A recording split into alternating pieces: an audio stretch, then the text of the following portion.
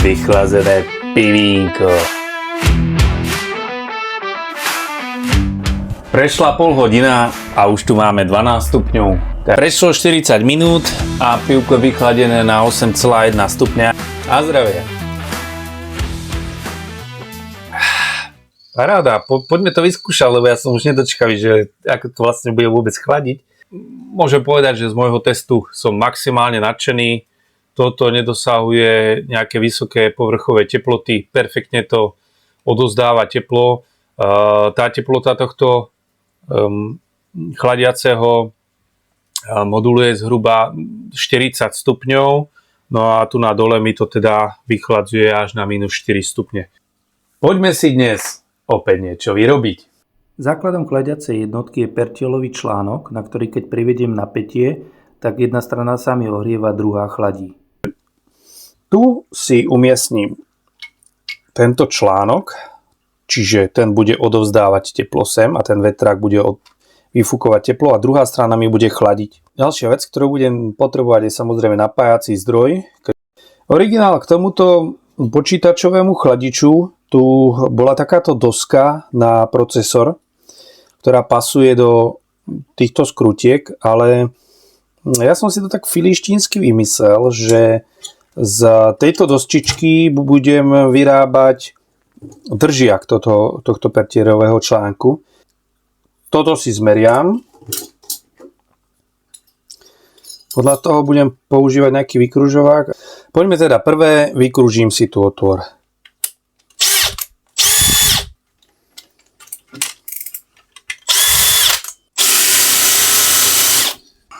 No. Dobre pasuje. Čiže takto to bude pekne pritláčať. Urobil som si za ten čas kafe, čo je základ. A teraz, keď je to rozstrihnuté, tak to podchytím v podstate ako klasickú segerku, hej. Tak viete, čo to je. No a už je vonku krásne.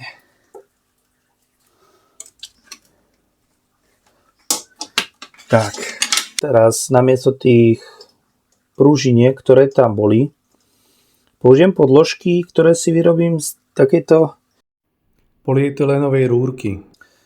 Tak, fólia dole. Nanesiem tam teplovodivú pastu a rozotriem.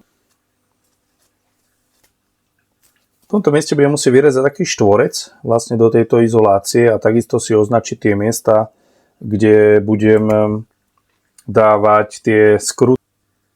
A tak.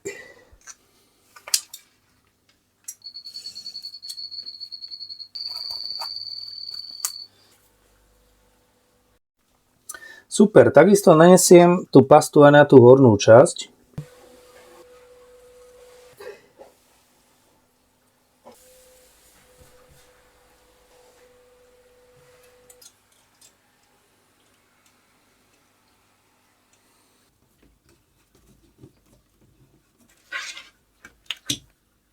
Aby som zvýšil odvod chladu z tejto spodnej strany, preto si to zoskrutkujem, tieto dva chladiče.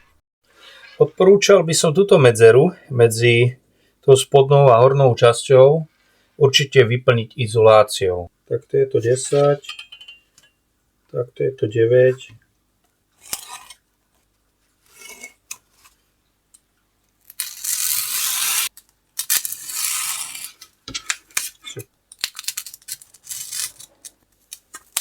Tak. Trošku to možno takto... Ja si myslím, že sa to podarilo excelentne. Teraz som si vytvoril dva identické diely, ktoré vsuniem sem na druhej strane a môžem to poistiť nejakou páskou alebo lepidlom. Zdrhovačku. No a do toho zárezu takto zapracujem kábliky, výborne. A priamo na to namontujem ďalší ventilátor.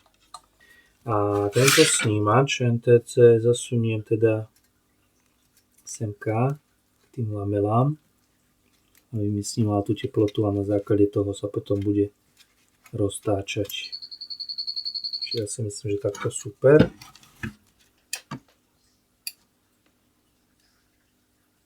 Máme tu nový deň a tým pádom máme aj samozrejme novú energiu na to pokračovať ďalej.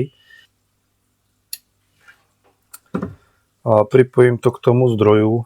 Toto viem, že je určite plus. No, máme tu zase aktívne žabky od rána. V kúse cvrlíkajú, alebo jak to mám nazvať, sa tam... Teraz toto zahrejem, nech mi to stiahnem. No super, ja som nadšený, teraz to mám také veľmi kompaktné.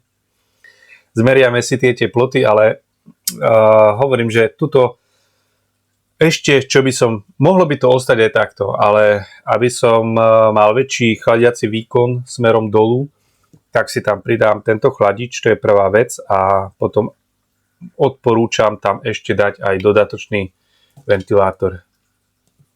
Ale už to cítim, zahrieva sa to teda poriadne. Keď by sme to pozreli termokamerkou, čo môžeme, no už je tam minus 3 stupne, minus 4. Tá spodná strana toho chladiaceho zariadenia už začína aj namrzať.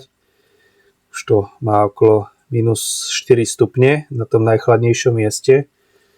A tu vidíme už aj nejaké tie ľadové kryštály, taký srieň.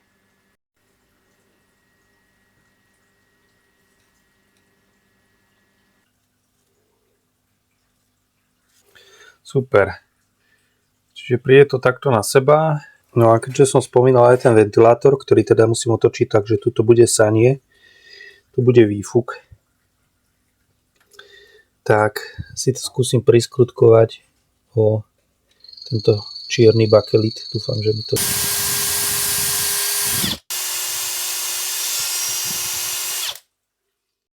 Teraz si tu ponavliekam tie skrutky. Točím si to tak, aby som mal kabeláž v tom istom smere. Jednoznačne, keď budete niečo takto zaskrutkovávať, tak to odporúčam vždycky robiť na kríž. Čiže vždycky protiláhlu skrutku budem dávať ako ďalšiu. Aj to takto vizuálne skontrolujem. Tieto dva káble odsvaknem, ja ich spojím do jedného spoločného vodiča a využijem vlastne, robím to takýmto spôsobom, tu ich zakrátim. Hej.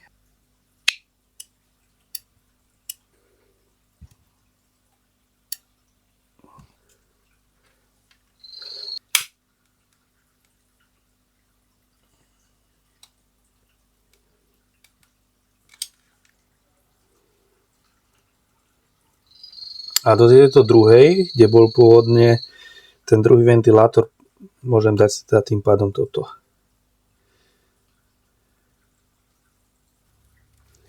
Tak to nejak by to mohlo byť.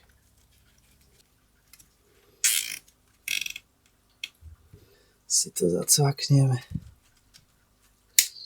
Tak, mám hotovo. Čiže teraz mi tento riadiaci modul bude ovládať otáčky na základe teploty všetkých troch ventilátorov.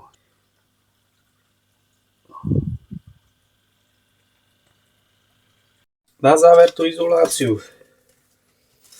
Jedna, druhá, tretia strana zo všetkých troch strán. Keď je príliš vysoká tá teplota, tak sa to normálne taví, čiže treba pracovať pomerne rýchlo. Príliš tú pištoľ nenahrievať. Treba to takto nechať zaťažené aspoň 2-3 minúty, kým schladne. Tu som si orezávacím nožom vyrezal vonku. No a je to celkom dobre, keď sa to opatrne spraví zo všetkých strán. Super. Náš chladič. A trochu to zapustím do tej izolácie dnu. Tak, že to bude presne ono. Super.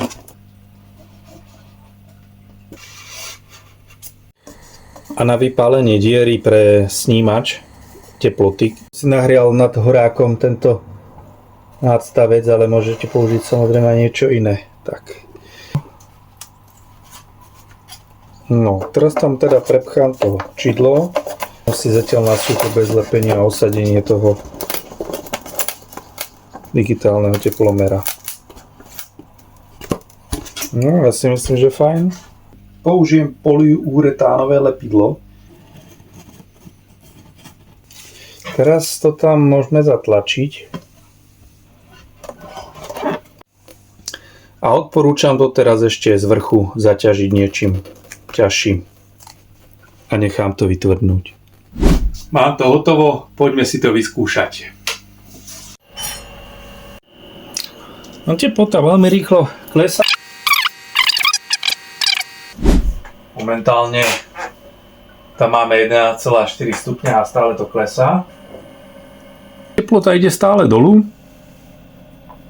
aj keď už o niečo pomalšie. Pol hodine sa ustalila tá teplota na minus 1,5 stupňa a už teraz nižšie dole nejde. No, takže ja som veľmi spokojný. Super, môžem to odpojiť. Poďme si teraz urobiť taký praktický test. Mám tu pivko. V miestnosti má momentálne 22 stupňov Celzia. Tvorím si to pivečko. Parádny zvuk, že? No, pichneme tam to čidlo. Tak pivečko má 17,1 stupňa. To si musím aj poznačiť na nejaký papierík. Umiestnil som ho teda tu na kraj trochu. Pripojil som to k napätiu. No a už sa nám začína rozbiehať. Uvidíme sa, ideme si stopovať čas. Paráda, prešlo 40 minút a pivko je vychladené na 8,1 stupňa. Ja si myslím, že to by mohlo aj tak celkom fajn stačiť.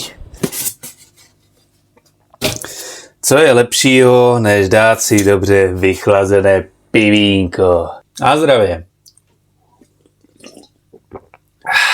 Ako funguje chladnička, som si odskúšal aj tu v aute. Mám to teda pripojené na klasickú autozástrčku a káblik mi ide do chladničky. A zhruba po hodine prevádzky vidíme, že tá teplota klesla na 4,2 stupňa. A to je tak úplne akurát na uchladenie potravín. Tak čau pri ďalšom videu.